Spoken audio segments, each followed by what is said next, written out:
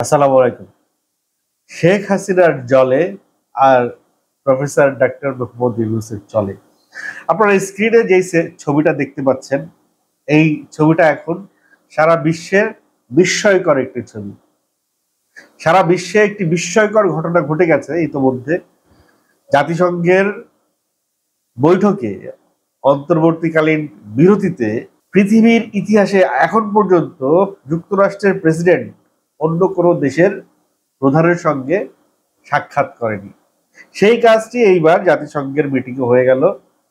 Doctor Mohammad ইউনূসের সঙ্গে Joe Biden জাতিসংঘের মিটিংয়ের অন্তর্বর্তীকালীন সময়ে সাক্ষাৎ করলেন এবং এই যে ইউনূস সাহেবের ঘাড়ের উপর দিয়ে যেভাবে বাইডেন ইউনূস সাহেবকে আলিঙ্গন করে আছেন, এই ছবিটা দেখে কি মনে হয়? এই ছবিটা দেখে দুইটা জিনিস আপনাকে মনে করিয়ে দিবে যে বড় ভাই ছোট ভাইকে আলিঙ্গন করে রেখেছে, স্নেহের চাদরে ঢেকে রেখেছে, অথবা এমন একটি সুরক্ষার হাত তার কাঁধে দিয়েছে যে কেউ এই ব্যক্তিটি, এই হাতের নিচে, বাইডেনের হাতের নিচে যে ব্যক্তিটি, সেই ব্যক্তিটিকে কেউ আঘাত করতে পারবে না। সেই ব্যক্তিটির দিকে কেউ যদি কোনো প্রকার আঘাত কেউ করতে চায়, তাহলে যেই হাতটা ব্যক্তিটিকে ধরে রেখেছে সেই হাত দিয়ে সেটি প্রতিহত করবে। ঠিক এরকমই একটা প্রতীকী ছবি মনে হয় এই ছবিটা দেখার পরে। অথবা আরো একটা জিনিস মনে হয়, সেটি হচ্ছে যে প্রফেসর ডক্টর মোহাম্মদ ইউনূস তার সবচাইতে নিরাপদ জায়গাটায় সে দাঁড়িয়ে আছে। ইউনূস সাহেবের মুখে যে হাসিটা, সেই হাসিটা দেখলে অন্তত তাই মনে হয়। অর্থাৎ আমেরিকার কাছে বাংলাদেশ সবচাইতে এই মুহূর্তে নিরাপদ বা সুরক্ষিত, এরকম একটি চিত্র ভেসে উঠেছে। এই জন্যই বলছিলাম হাসিনার জলে আর ইউনূসের চলে। এই হাসিনা, ফ্যাসিবাদী হাসিনা, ইউনূস সাহেবকে পদ্মা নদীতে টুপ করে ডুবিয়ে আবার উঠিয়ে নিতে চেয়েছিলেন, আবার টুপ করে ডুবিয়ে উঠিয়ে নিতে চেয়েছিলেন, যেন ইউনূস সাহেব মরে না যায়। মরে গেলে আবার ক্ষতি হয়ে যাবে হাসিনার, খবর আছে হাসিনার, সেইটা হাসিনা বুঝতে পেরেছিল। হাসিনার সবকিছুই যেন টুপ করে হয়। সে তার এক তৃণমূল পর্যায়ের নেতাকে ফোন করে বলেছিলেন সে দেশের খুব কাছেই আছেন, টুপ করে দেশে ঢুকে যাবেন। যাই হোক, সে টুপ করে হাসিনা না ঢুকলেও ইউনূস সাহেব কিন্তু টুপ করে হাসিনার গদিতে বসে পড়েছে। ইউনূস সাহেব কিন্তু টুপ করে আমেরিকাতে গেছেন, টুপ করে বাইডেনের সঙ্গে জাতীয় সংঘের অন্তর্বর্তীকালীন সময়ে বিরতিতে, বৈঠকের বিরতিতে টুপ করে বাইডেন সাহেবের সঙ্গে দেখা করে ফেলেছেন। সেখানে টুপ করে ক্লিন্টন সাহেবের সঙ্গে দেখা করেছেন, হিলারির সঙ্গেও টুপ করে দেখা করবেন, ওবামার সঙ্গেও টুপ করে দেখা করবেন। এই ইউনূস সাহেবের সঙ্গে সবার, আমেরিকার যত বড় মাথা আছে সবার খুব দারুণ একটা সম্পর্ক। আরো একটা ভিডিও দেখলাম আমি ফেসবুকে, যে এই বৈঠক চলাকালীন সময়ে যখন ওই স্ন্যাক্স এর টাইম হলো, তখন ইউনূস সাহেব ঘরের এক কোনায় একটা চেয়ারে বসে আছেন, সবাই কিন্তু দাঁড়িয়ে, ইউনূস সাহেব একটা চেয়ারে বসে আছেন আর সবাই তার সঙ্গে সেলফি তোলার জন্য ব্যস্ত। বড় বড় সব ডিপ্লোম্যাটিক সব কর্মকর্তারা বিভিন্ন দেশের, তারা ইউনূস সাহেবের ফ্যান। অর্থাৎ ইউনূস সাহেবের প্রতি যে আমেরিকার দুর্বলতা তা না, ইউনূস সাহেবের প্রতি ইউরোপের অনেক দেশেরই দুর্বলতা আছে। হাসিনা ঠিকই বুঝতে পেরেছিল যে ইউনূস সাহেব তার জন্য হুমকি, তাই হাসিনা উঠে পড়ে লেগেছিল যে ইউনূস সাহেবকে কিভাবে মামলা দিয়ে, হামলা দিয়ে কিভাবে তাকে শায়েস্তা করা যায়। অনেক চেষ্টাই হাসিনা করেছিল ইউনূস সাহেবকে শায়েস্তা করবার জন্য, কিন্তু কোনো চেষ্টাই একেবারে ইউনূস সাহেবকে ঠিকভাবে আঁকড়ে ধরতে পারে নাই। ওই যে আমেরিকা তো থ্রেট দিয়ে রাখছে শেখ হাসিনারে, তাই আইনের মাইর প্যাচে অনেকভাবে প্যাচাইতে চেষ্টা করছিল ইউনূস সাহেবকে, সে অবধি পারে নাই। হাসিনা আসলে সবকিছু বুঝতে পারত, সে বুঝতে পারতো বলেই এই 15 বছর তার ফ্যাসিবাদী কার্যক্রম সে চালাইতে পারছে। সে ঠিকই বুঝতে পেরেছিল এই আন্দোলনে জামাতের হাত আছে, শিবিরের হাত আছে। আসলেই আছে, বেরিয়ে এসেছে সেই কথা। 152 জন সমন্বয়কের ভিতরে, ছাত্র সমন্বয়কের ভিতরে 108 জনই শিবির কর্মী, শিবির নেতা। তারা কোনো অনেক সমন্বয়ক, অনেক শিবির কর্মী সমন্বয়কের পদ দেয় নাই, তারা পেছন থেকে, আড়াল থেকে ছাত্রদেরকে সংগঠিত করে এসেছে, এই আন্দোলনকে সংগঠিত করে এসেছে। ওই যে আল জাজিরার জুলফিকার নাইন,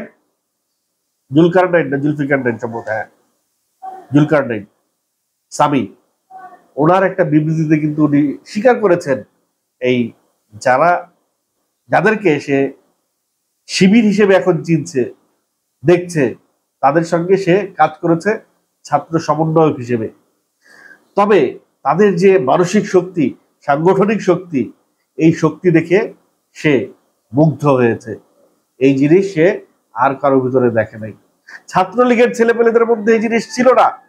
একজন শিবিরের যে আদর্শিক জ্ঞান, যে নৈতিক জ্ঞান, যে প্রিন্সিপাল, যে ন্যায়, যে সাংগঠনিক জ্ঞান, এই জ্ঞান সাধারণ একজন ছাত্রলীগের কর্মীর নাই। ছাত্রলীগের এটা ছিল না, কারণ শেখ হাসিনা সেটা করতে দেয় নাই।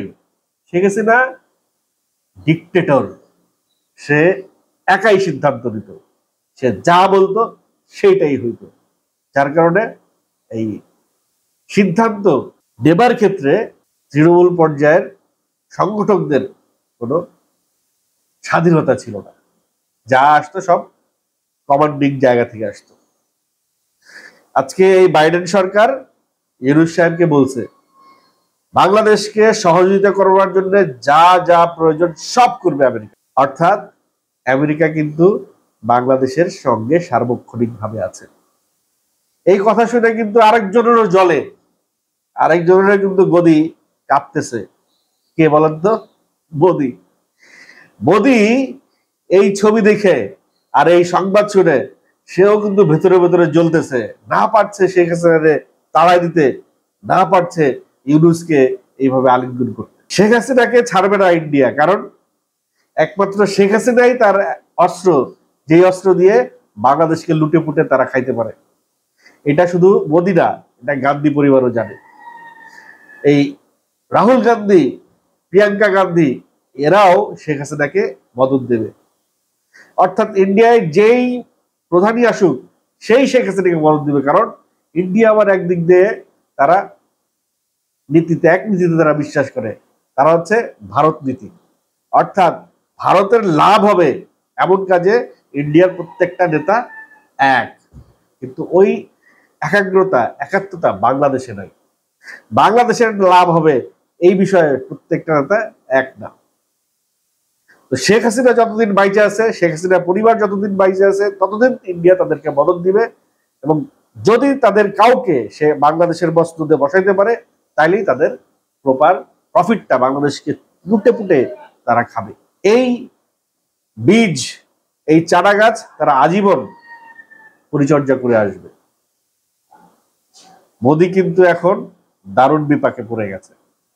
দেখেন না, এই যে এই কয়দিন যত উস্কানি, যত ঝামেলা মোদি বাংলাদেশের ভিতরে ঢুকাইতে চাইছিল, এই আজকের পর থেকে মোদি ততটা করে কিনা, এই প্রত্যেকটার জবাব কিন্তু মোদি পাবে।